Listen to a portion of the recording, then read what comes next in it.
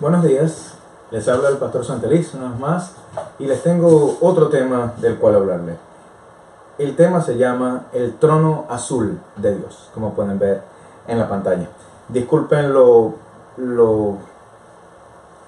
de la pantalla tan hecha a la carrera, pronto lo arreglaremos. Espero que puedan leer bien las citas que están allí y pues entrémonos al tema pidiendo primero la bendición de Dios. Señor, suplicamos que tú nos enseñes, que tu Espíritu Santo nos lleve a tu palabra y que cada palabra sea de vida eterna para nosotros. Lo rogamos en el nombre de Jesús. Amén. Muy bien.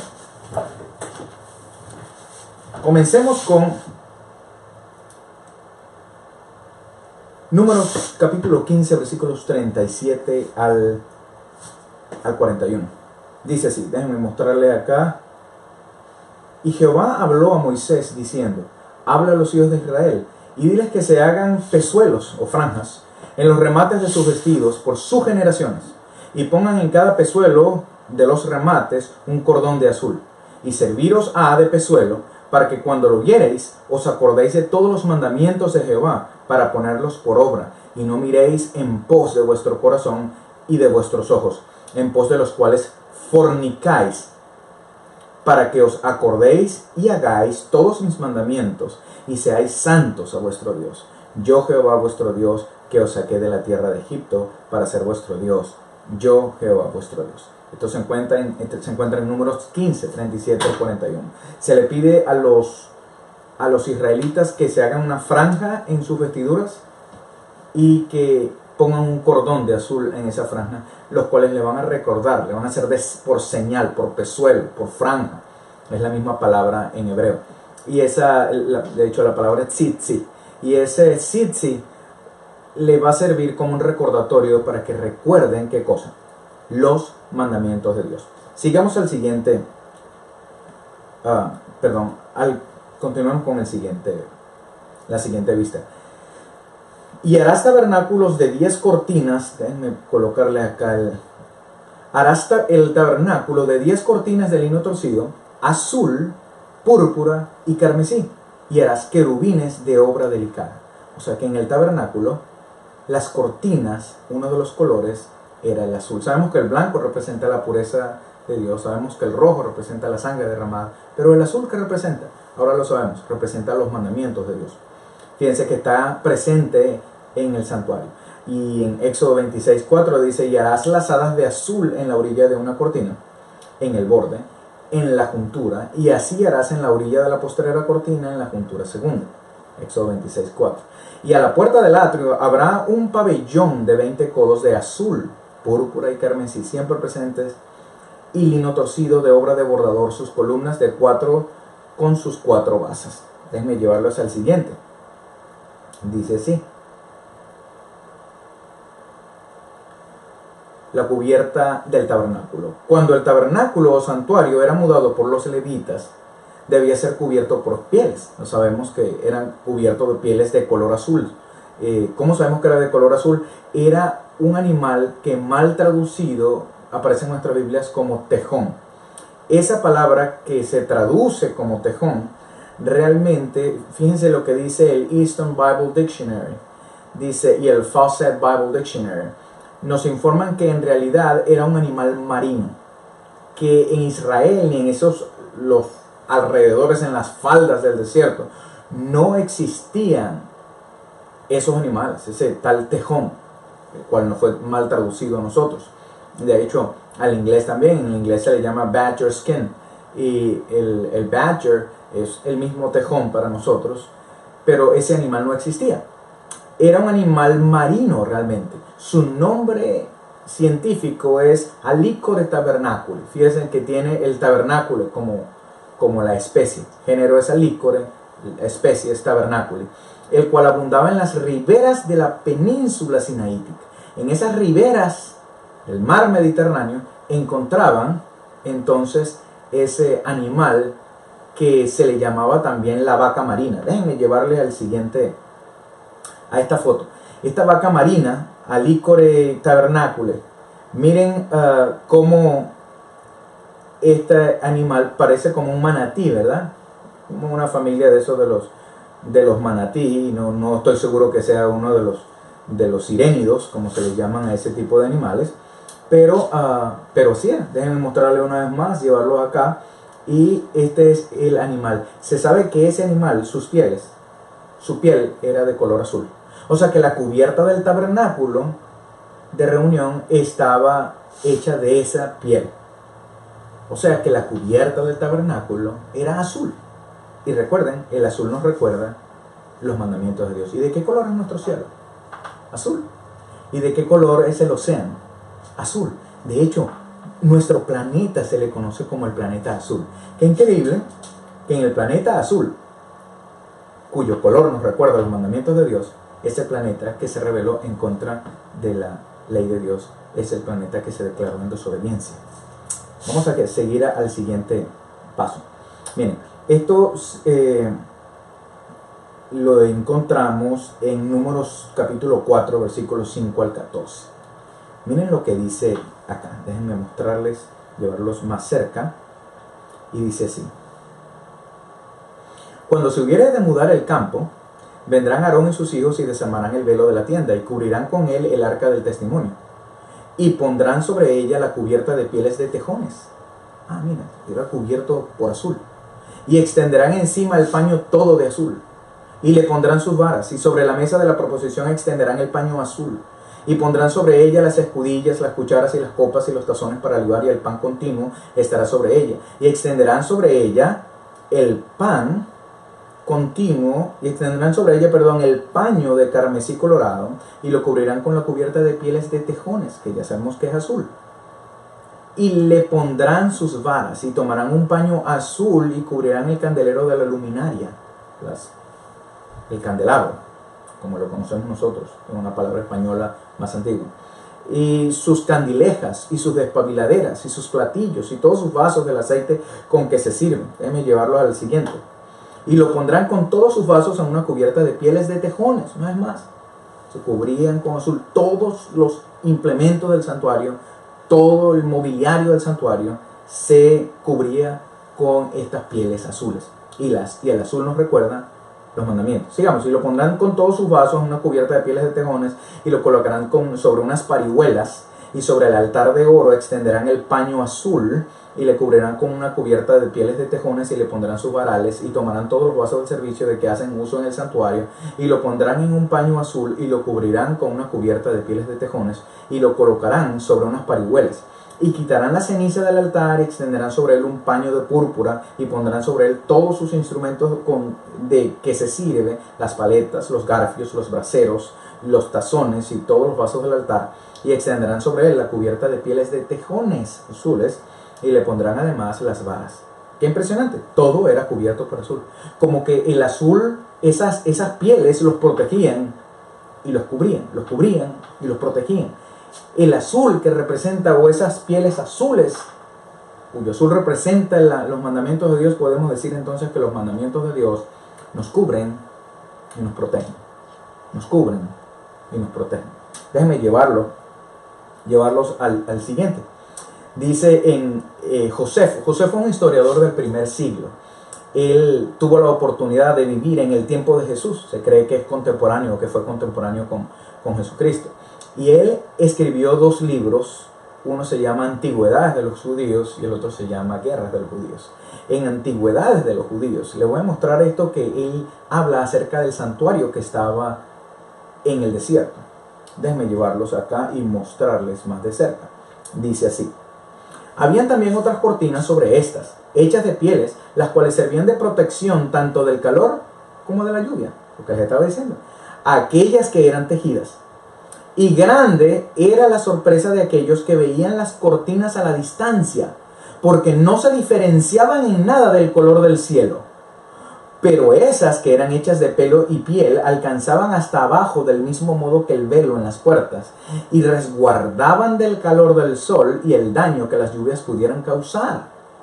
Y de esta manera era el tabernáculo levantado. ¿Qué les parece? Según Josefo, entonces,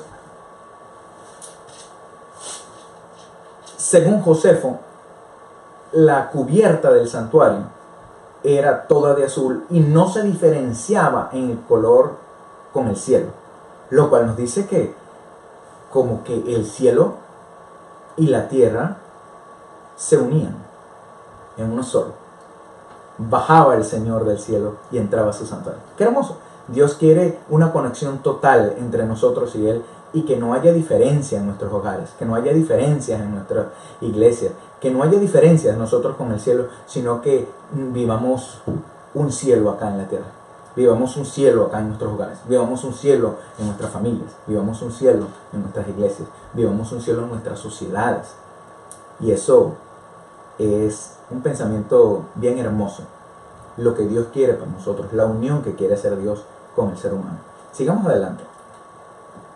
¿Qué significa entonces esto? Significa que el color azul nos recuerda la santa ley de Dios.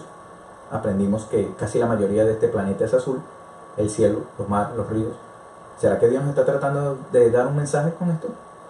El azul es un elemento imprescindible en el santuario y en las vestiduras sacerdotales. De hecho, el efod que llevaban en su pecho era de color azul. ¿Qué representa todo esto? La ley de Dios, los mandamientos de Dios. El azul cubría y protegía el santuario y sus utensilios. La santa ley de Dios también nos protege y nos cubre. O nos cubre y nos protege. Sigamos adelante en nuestro estudio. Testigos presenciales que vieron el trono de Dios. Y vamos a encontrar algo impresionante. El trono de Dios. ¿Cómo es? ¿Quiénes lo vieron? Moisés lo vio Isaías, lo vio Ezequiel, lo vio Juan del Apocalipsis. ¿Qué dicen ellos acerca del trono de Dios? ¿Cómo es el trono de Dios? ¿Y por qué queremos saber? ¿Por qué el tema de hoy se llama el trono azul de Dios? El trono de Dios es azul, pero vamos a ver. Déjenme llevarlos acá a que lean mejor. Dicen así. Dice así en Éxodo 24, 9 y 10. Y subieron Moisés y Aarón, Nadab y Abiú, y 70 de los ancianos de Israel, y vieron al Dios de Israel. Y había debajo de sus pies como un embaldosado de zafiro, semejante al cielo cuando está sereno. Quiere decir entonces que donde Dios se sienta, debajo de sus pies, donde coloca sus pies, donde el estado de los pies de Dios parece un embaldosado de zafiro, baldosas, como lo que se le coloca al piso, o sea que eran como unas cerámicas, así lo vio él, un embaldosado de color zafiro. El zafiro es color azul, azul cielo. Sigamos adelante, les voy a dar otra más. Este es Ezequiel, quien vio también el trono de Dios. Capítulo 1 de Ezequiel, versículos 22 y 23, nos dice lo siguiente. Déjenme llevarlos acá. Y sobre las cabezas de cada animal, realmente la traducción es ser viviente. Y sobre las cabezas de cada animal aparecía una expansión a manera de cristal maravilloso. ¿Sabe que la palabra para ahí expansión es la misma palabra para cielo? Cuando Dios creó los cielos y la tierra, cuando Dios separa las aguas que están arriba de las aguas que están debajo, en Génesis 1, dice la Biblia que hizo una expansión. Esa expansión le llamó cielo. Aquí está hablando de ese cielo. Dice que sobre las cabezas de los querubines, ya vamos a ver que estos son querubines, estos animales que aparecen aquí, estos seres vivientes, aparecía una expansión o un cielo a manera de cristal. Como un cielo de cristal sobre ellos. Un cristal maravilloso, dice. Extendido encima sobre sus cabezas. Y debajo de la expansión, debajo de ese cielo, estaban las alas de ellos derechas, la una a la otra, a cada uno dos, y atrás dos con que se cubrían sus cuerpos. Entonces, los que cargan el trono de Dios, los seres, 4 seres vivientes que cargan el trono de Dios, que aparecen en el libro de Apocalipsis más tarde, ellos están con las alas extendidas y sobre sus alas está esta expansión o este cielo que parece como un cristal. Y con sus otras 2 alas se cubren sus cuerpos mientras vuelan y cargan el trono de Dios. Pero sigamos adelante, hay más. Dice así, lean conmigo. Y miré, y aquí en la expansión, recuerdan en este cielo, que había sobre la cabeza de los querubines, miren, los llama querubines, como una piedra de zafiro. Fíjense, y he aquí en la expansión que había sobre la cabeza de los querubines, como una piedra de zafiro que parecía como semejanza de un trono que se mostró sobre ellos.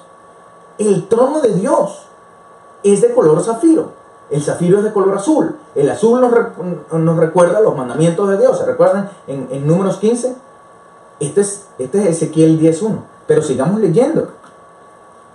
Dice en Ezequiel 10, versículo 2: y habló al varón vestido de lienzos y díjole: entra en medio de las ruedas debajo de los querubines e hinche tus manos, llena tus manos de carbones encendidos de entre los querubines y derrama sobre la ciudad. Y entró a la vista mía. ¿Qué está ocurriendo allí? Bueno, déjenme decirle, este es Ezequiel 10. En Ezequiel 8 vemos que se narran o se mencionan y se explican 4 abominaciones, siendo cada una más abominable que la que le precedía, culminando con la cuarta, obviamente, con la más abominable de todas. Y Dios dice: voy a destruir este lugar, voy a destruir Jerusalén por lo que están haciendo. Por cierto, la cuarta abominación, la abominación más grande, es que estaban adorando al Dios Sol, de espaldas al templo, adorando al Dios Sol, y ofreciéndole incienso. Ese es el capítulo 8 de Ezequiel. En el capítulo 9 de Ezequiel hay una gran destrucción. En este capítulo 9 de Ezequiel, antes de la destrucción, hay un sellamiento. Y Dios le muestra al profeta que hay 6 varones, cada uno con un instrumento para destruir. Y viene un 7º varón que tiene un tintero en su cintura y que va a marcar. Y le dice: pasa y pon una marca en las frentes de aquellos que están cansados de las abominaciones que se practican en esta ciudad. Y a los demás, los otros 6, les dice: pasen detrás de él y acaben con todo. Maten mujeres, niños, jóvenes, viejos, lo que sea.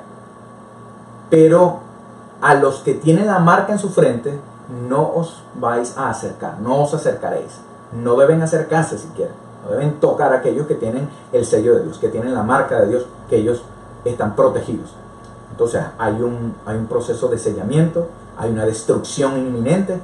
Y cuando llega la destrucción, entonces vemos acá en el versículo que nos ocupa, que está en el versículo 2 del capítulo 10 de Ezequiel.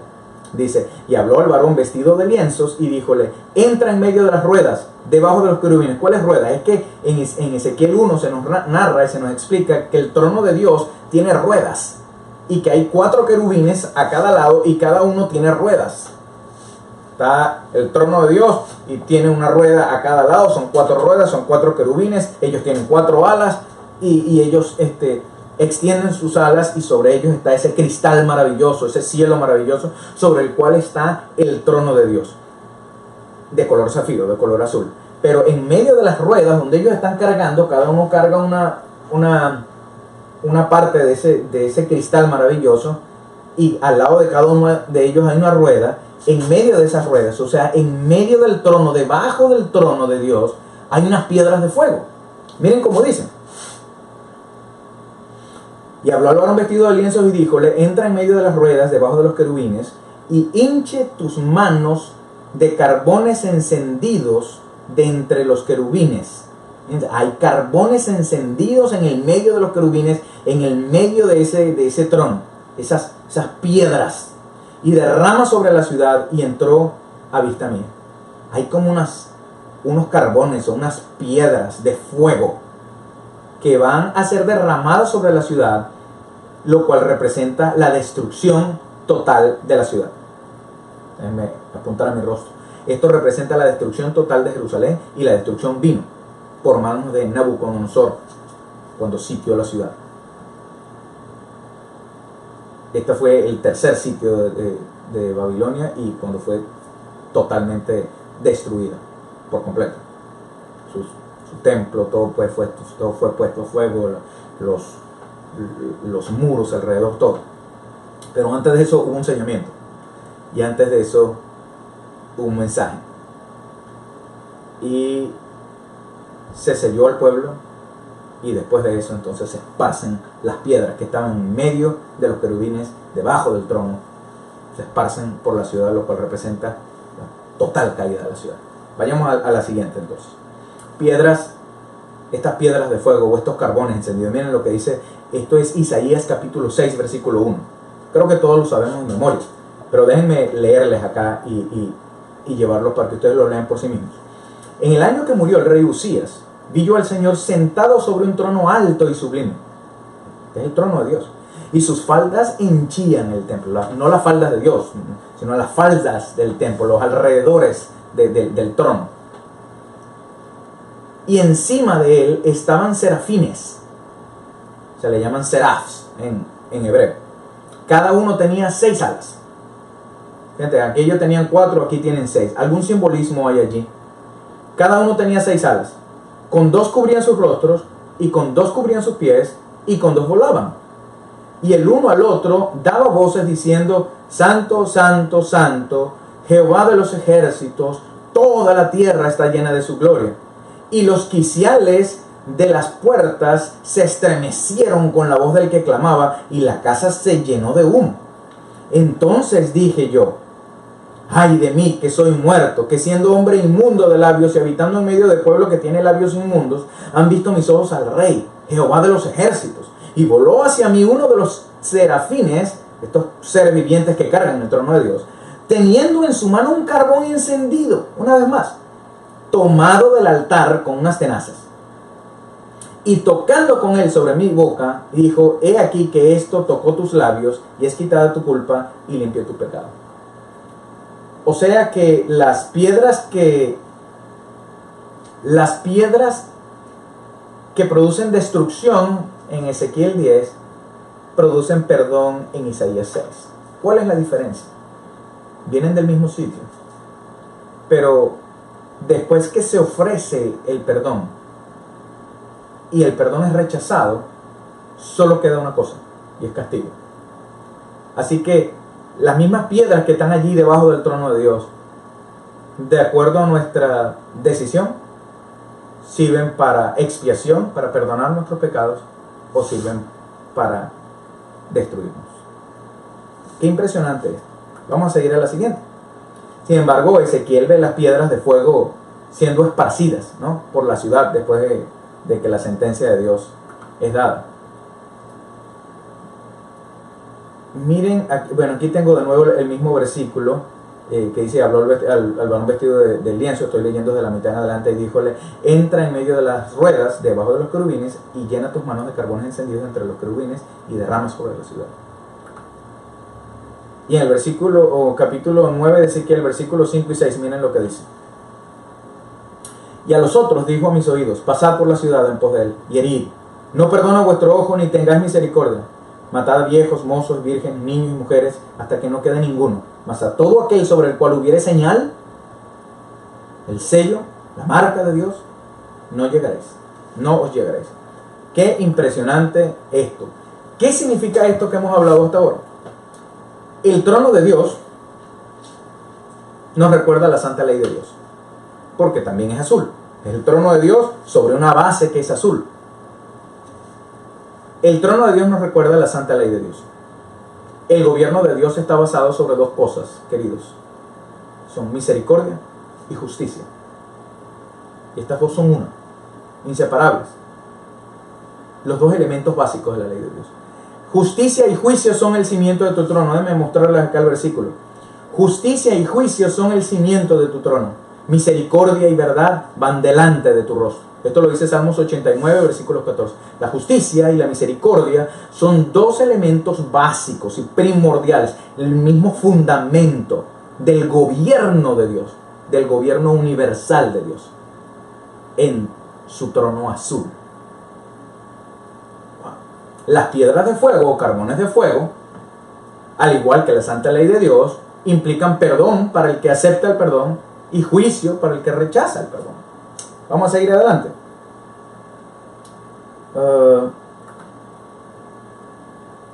Saben que en Mateo 5, versículos 17 al 19, déjenme mostrárselos.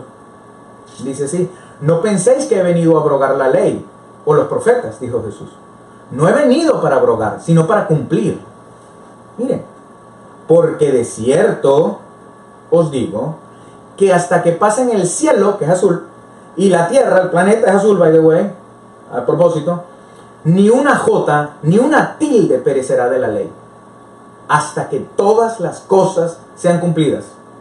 De manera que cualquiera que infringiere uno de estos mandamientos muy pequeños, y así enseñare a los hombres, muy pequeño será llamado en el reino de los cielos.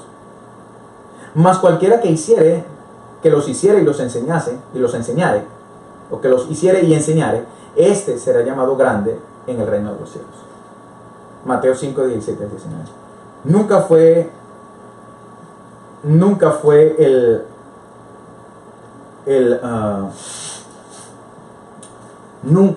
fue el propósito de Dios de abolir su ley. Ningún gobierno contradice su propia ley. Ningún gobierno, por más pequeño que sea, por más corrupto que sea un gobierno, los gobiernos no agarran la ley y después la cortan y dicen, esta ley ya no va. Ya nuestra constitución la tiramos por el piso y adoptamos otra. Ningún gobierno hace eso, porque cuando un gobierno se queda sin ley, lo que se produce es algo que se conoce como anarquía. Y anarquía no es otra cosa sino una palabra para decir sin gobierno. Un gobierno como tal debe tener un código de ley. Para poder discernir entre el bien y el mal se necesita un código de ley. Para poder culpar al inocente, para poder condenar al culpable y dejar libre al inocente, se necesita un código de ley. Y el gobierno de Dios, que es un gobierno universal, pensamos por un momento que va a ser sin ley, que no tiene ley, que su ley la abolió en la cruz. Cristo mismo nos dice acá en Mateo 5, 17 al 19, no he venido para abrogar la ley o los profetas. No penséis que he venido para abrogar la ley o los profetas. No he venido para abrogar, sino para cumplir. Sigamos adelante. Miren lo que dice Ezequiel, capítulo 10, donde estábamos, pero ahora los versículos 18 y 19. Bien. Y la gloria de Jehová se salió de sobre el umbral de la casa y paró sobre los querubines. ¿Sobre quién se para? La gloria de Dios sobre los querubines. Y alzando los querubines sus alas, levantáronse de la tierra delante de mis ojos. Cuando ellos salieron, también las ruedas al lado de ellos, y paráronse a la entrada de la puerta oriental de la casa de Jehová, y la gloria del Dios de Israel estaba arriba sobre ellos. En otras palabras, entonces, primero, el trono de Dios es azul, el trono de Dios representa su ley, el trono de Dios, y su ley está basada sobre juicio y misericordia. El trono de Dios está sobre un embaldosado azul. El trono de Dios tiene ruedas, y las ruedas sirven para moverse. El trono de Dios se mueve de un lugar a otro. Con razón a Jesucristo, en el capítulo 7 de Daniel, lo hacen acercarse ante el anciano de días, al trono. Porque el trono tiene ruedas, de acuerdo a lo que se esté haciendo en ese momento. Y aquí vemos que está Dios sobre su trono, el trono está sobre ese embaldosado de zafiro, y debajo de ellos están los querubines que cargan el trono. Obviamente, cuando el trono desciende sobre algún lugar, entonces los querubines quedan a los lados, como lo vemos en Apocalipsis capítulo 4. Los querubines o los seres vivientes quedan a los cuatro lados del trono. Y entonces eso que estaba debajo del trono, como un embaldosado de zafiro, ahora queda enfrente del trono. Y de hecho, en Apocalipsis, Juan lo describe como un río de cristal que sale del trono de Dios, en el capítulo 22 de Apocalipsis. Vamos a seguir adelante. Miren lo que dice, entonces, volvamos a Ezequiel capítulo 1, versículos 22 y 23. Y sobre las cabezas de cada animal o de cada ser viviente, que yo tengo la versión 1909, Reina Valera 1909. De hecho, mientras más antiguo nos podamos ir en nuestras Biblias, sea en inglés o español, lo que leamos, o el idioma que leamos, es mejor. Porque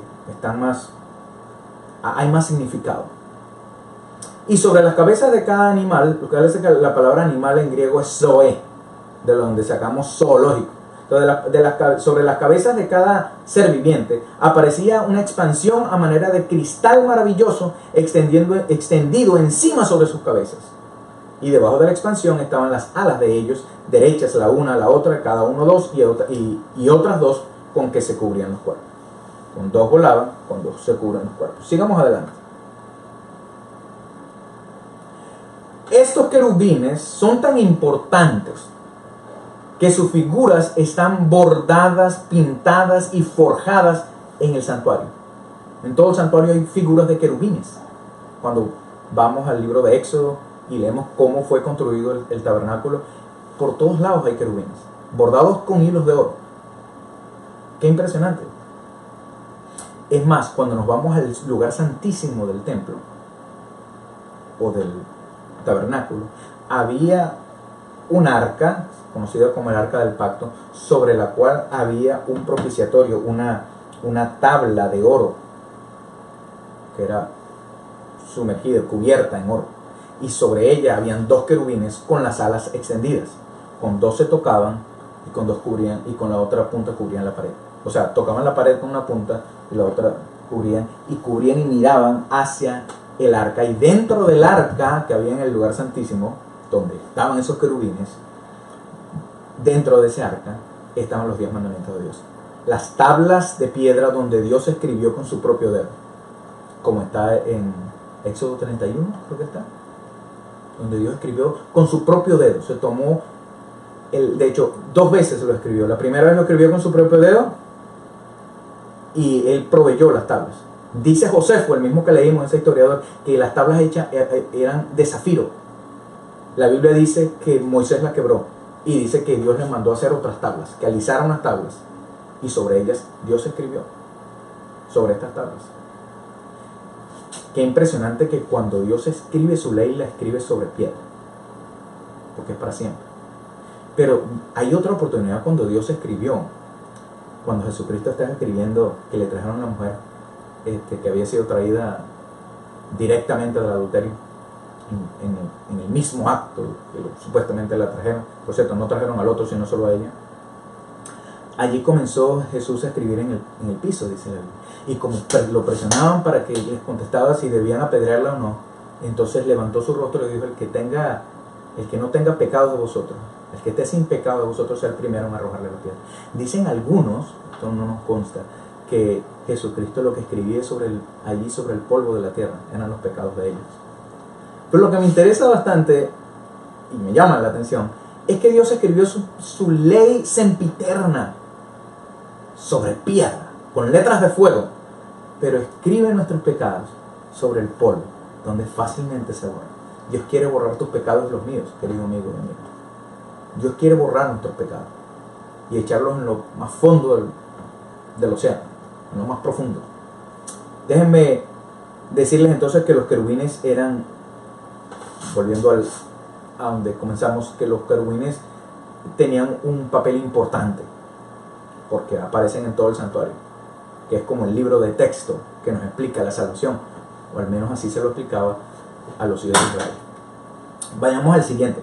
Miren, les voy a mostrar en Éxodo 25, 18, miren lo que dice. Les voy a mostrar algunos versículos.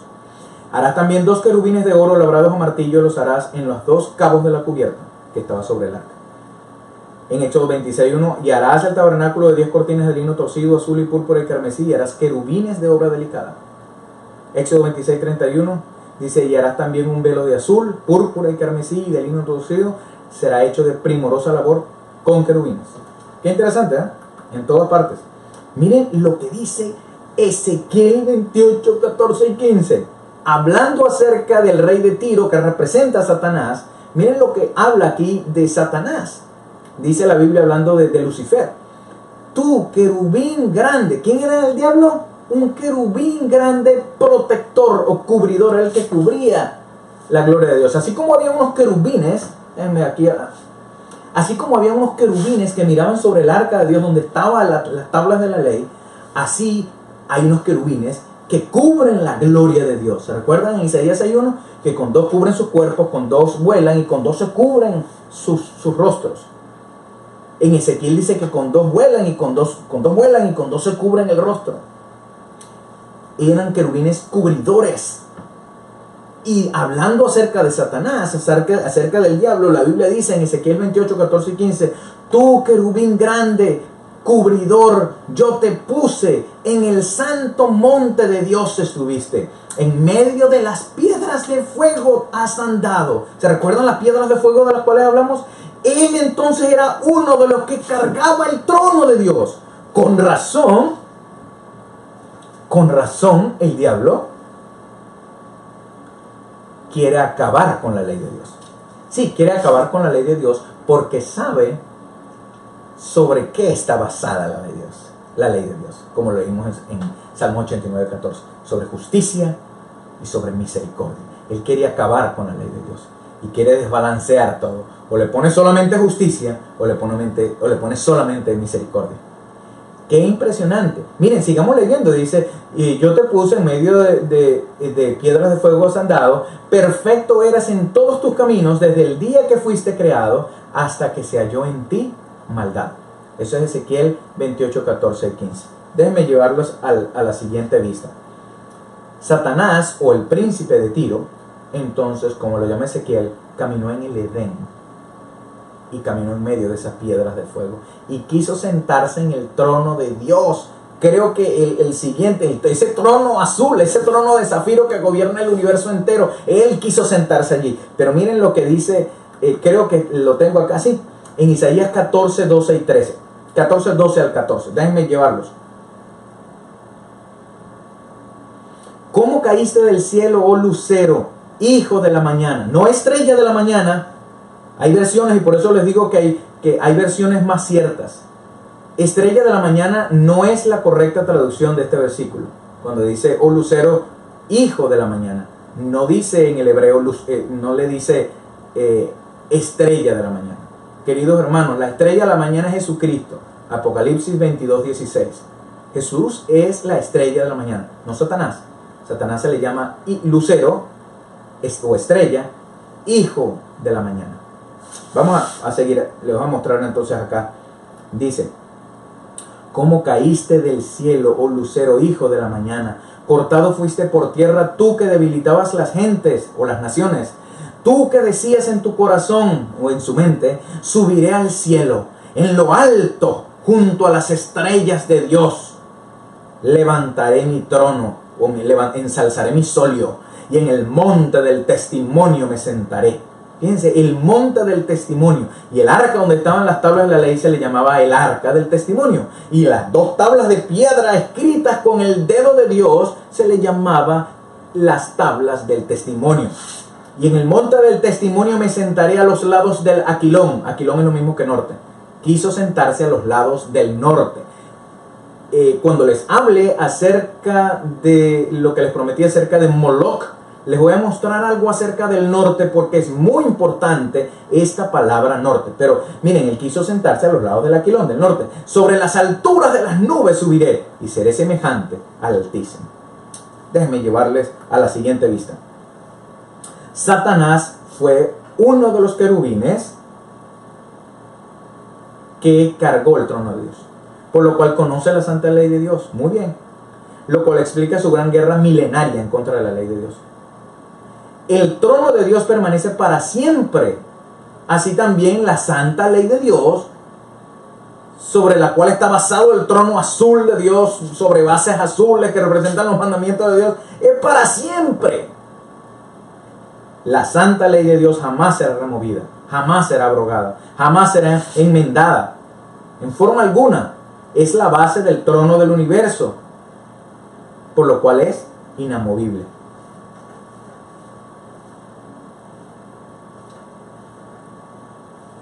Déjenme pasarles la siguiente. Juicio para el diablo. Escuchen esto. En Juan capítulo 12, versículos 31 y 32 encontramos la siguiente cita. Los voy a llevar aquí arriba para que la vean. Ahora es el juicio de este mundo. Ahora el príncipe de este mundo será echado fuera.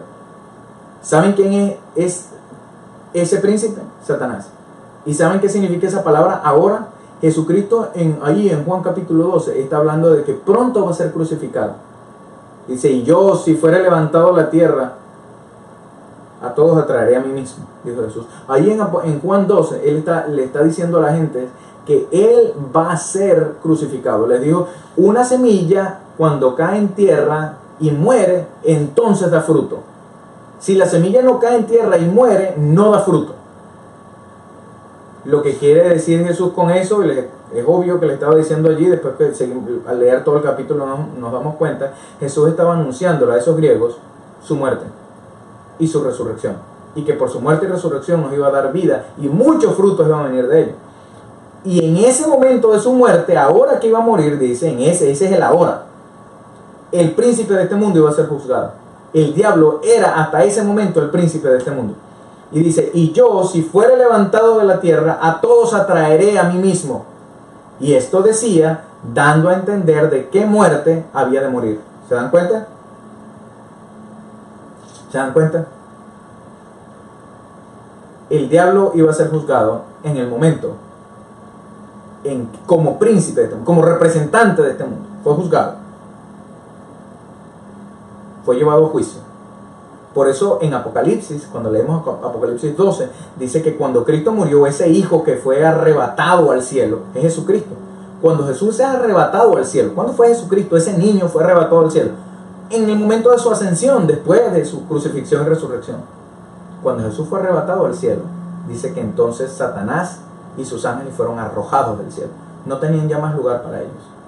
No se halló más lugar para ellos, dice Apocalipsis 12. Porque Jesucristo ahora era el representante de este mundo. Él tomó nuestro lugar. Él tomó el lugar que Adán había perdido y arrebató las llaves para siempre jamás de las manos del que tenía secuestrado este mundo, Satanás. Querido hermano, qué hermosa es la palabra de Dios. Estudiémosla más. Como nunca antes necesitamos estudiar la palabra de Dios. Miren lo que ocurrió en Génesis 3:14. Déjenme llevarlos acá. Y Jehová Dios dijo a la serpiente, por cuanto esto hiciste, maldita serás entre todas las bestias y entre todos los animales del campo.